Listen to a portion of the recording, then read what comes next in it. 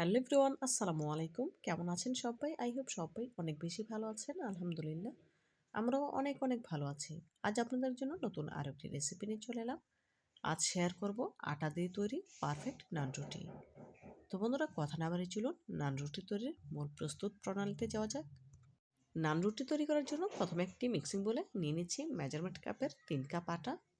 এই নান রুটিগুলো আমি আটা দিয়ে তৈরি করব, তবে আপনারা চাইলে ময়দা দিয়েও করতে পারেন, কোনো অসুবিধা নেই। দিয়ে দিলাম পরিমাণ মতো লবণ, 1 টেবিল চামচ চিনি, 1 টেবিল চামচ সয়াবিন তেল, দিয়ে দেবো 1 টেবিল চামচ দেশি খাঁটি গাওয়া ঘি। তার সাথে অ্যাড করে দিচ্ছি 1 টেবিল চামচ ইস্ট। অনেক সময় দেখা যায় নান রুটি তৈরি করলে ইস্টের একটা বাজে গন্ধ আসে। আপনারা যদি ঘিটা ব্যবহার করেন তাহলে ইস্টের গন্ধটা চলে যাবে। দেখুন খুব ভালোভাবে সমস্ত উপকরণগুলো মিশিয়ে নিচ্ছি। এই পর্যায়ে মিশিয়ে নেওয়া হয়ে গিয়েছে, দেখে বুঝতে পারছেন। এখন এর সাথে অ্যাড করে দেব কুসুম গরম দুধ। এখানে আমি 1 কাপ দুধ নিয়েছি, সম্পূর্ণটা একবারে মেশাবো না, অল্প অল্প দিতে থাকবো আর মিশাতে থাকবো। একসাথে বেশি পরিমাণে দুধ অ্যাড করলে দেখা যাবে অনেক বেশি নরম হয়ে যেতে পারে, সেজন্য অল্প অল্প দেবো আর মিশিয়ে নেব। সবশেষে আপনাদের জানিয়ে দেব 3 কাপ আটার ডোয়ের জন্য কতটুকু দুধ লেগেছে। দেখুন কয়েকবারে অল্প অল্প করে এখানে আমি দুধ অ্যাড করে নিয়েছি। এখানে আমি দুধ অ্যাড করেছি, তবে আপনারা চাইলে পানিতেও করতে পারেন, কোনো অসুবিধা নেই। তবে দুধ দিলে নান রুটির স্বাদ অনেকটাই ভালো আসে। প্রথমে 1 কাপ দুধ দিয়েছিলাম, এখন আরও 1/4 কাপ পরিমাণ দিয়েছি, মানে 3 কাপ আটার জন্য এখানে আমি 1 কাপ, তার সাথে আরও 4 টেবিল চামচ দুধ অ্যাড করেছি। দেখুন ডোটা কিন্তু অনেকটাই থকথকের মতো আছে, দেখে বুঝতে পারছেন। ভয়ের কোনো কারণ নেই, যেহেতু এখানে ইস্ট মেশানো আছে। এই মিশ্রণটা যখন আমি খুব ভালোভাবে মথে থাকবো তখন কিন্তু অনেকটাই ঘন হয়ে যাবে, একদম পারফেক্ট রুটির ডোয়ের মতো হবে। দেখুন আমি খুব ভালোভাবে মথে নিচ্ছি। এভাবে করে মথে থাকলে দেখা যাবে হাতটাও এমনিতেই পরিষ্কার হয়ে যাবে। প্রায় 5 থেকে 6 মিনিটের মতো খুব ভালোভাবে মথে নিয়েছি। দেখুন মিশ্রণটা কিন্তু একদম রুটির ডোয়ের মতো হয়ে গিয়েছে। এখন এর ডোটা গোল শেপ করে নেব।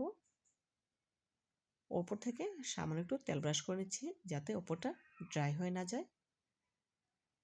এখন রিপিং পেপার দিয়ে ঢেকে রেস্টে রেখে দেব 1 ঘন্টার জন্য। আর অবশ্যই চেষ্টা করবেন এই ডোটা একটু গরম জায়গায় রাখার জন্য। যেহেতু ইস্ট মেশানো আছে, একটু গরম তাপের কাছে রাখলে দেখা যাবে ডোটা খুব সহজেই ফুলে ডাবল হয়ে যাবে। 1 ঘন্টা পর ফিরে এলাম। দেখুন ডোটা কতটা পারফেক্টভাবে ফুলে উঠেছে, দেখে বুঝতে পারছেন।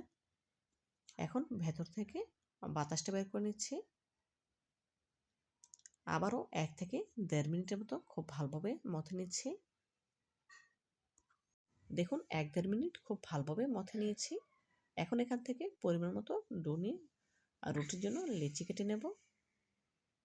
আমি আমার পরিমাণ মতো নিচ্ছি, তবে আপনারা চাইলে আপনাদের পরিমাণ মতো ছোট বড় যে কোনো সাইজের করে নান রুটিগুলো তৈরি করতে পারবেন। দেখুন ডো নিয়ে এখন একটি ডিশে রেখে দিচ্ছি। এইভাবে করে সম্পূর্ণ ডোটাকে রুটির জন্য দলা করে নেব। এখানে 3 কাপ আটা দিয়ে আমি 8টি নান রুটির জন্য দলা করে নিয়েছি। এখন এগুলোকে রেস্টে রেখে দেব 5 মিনিটের জন্য। ফিরছি 5 মিনিট পর। দেখুন এই 5 মিনিটে ডোগুলো কিন্তু অনেকটাই ফুলে উঠেছে। এখন এখান থেকে একটি ডো নিয়ে রুটি বেলে নেব। ওপর থেকে চপিং বোর্ডের ওপরে কিছুটা শুকনো আটা ছিটিয়ে দিয়েছি। এখন বেলনির সাহায্যে বেলে নেব। এই রুটিটা খুব বেশি পাতলা করব না, যেহেতু নান রুটি একটু মোটাই থাকে। আমরা সাধারণত যেরকম রুটির জন্য বেলে নেই তার থেকেও অনেকটাই মোটা হবে এই রুটিটা। দেখুন রুটি বেলে নিয়েছি, রুটির পুরুত্ব দেখে বুঝতে পারছেন। এদিকে চুলায় একটি প্যান বসিয়ে গরম করে নিয়েছি। নান রুটি দিয়ে গ্যাসের ফ্লেম মিডিয়াম হিটে রেখে রুটিটা ভেজে নিতে হবে। মিডিয়াম হিটে করে এই রুটিটা ভেজে নিলে দেখবেন অনেকটাই ফুলে উঠবে। দেখুন অলরেডি রুটি ফুলে উঠতে শুরু করেছে, দেখে বুঝতে পারছেন। আমি স্প্যাচুলার সাহায্যে সামান্য একটু করে চাপ দিচ্ছি যাতে করে সম্পূর্ণ রুটিটা ফুলে ওঠে।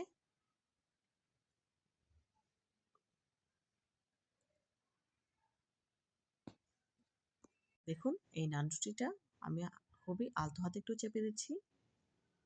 রেস্টুরেন্টে কিন্তু এই নান রুটিগুলো মাটির চুলায় তৈরি করা হয়। আমি এই নান রুটিটা তৈরি করছি গ্যাসের চুলাতে। দেখুন একটি নান রুটি ভাজা হয়ে গিয়েছে। এভাবে করে একই প্রসেসে সবগুলো নান রুটি তৈরি করে নেব। দেখুন মাশাআল্লাহ সবগুলো নান রুটি আমার তৈরি করা হয়ে গিয়েছে। তো বন্ধুরা, আমার রেসিপিটি যদি আপনাদের একটু হলেও ভালো লেগে থাকে প্লিজ লাইক, কমেন্ট এবং শেয়ার করবেন।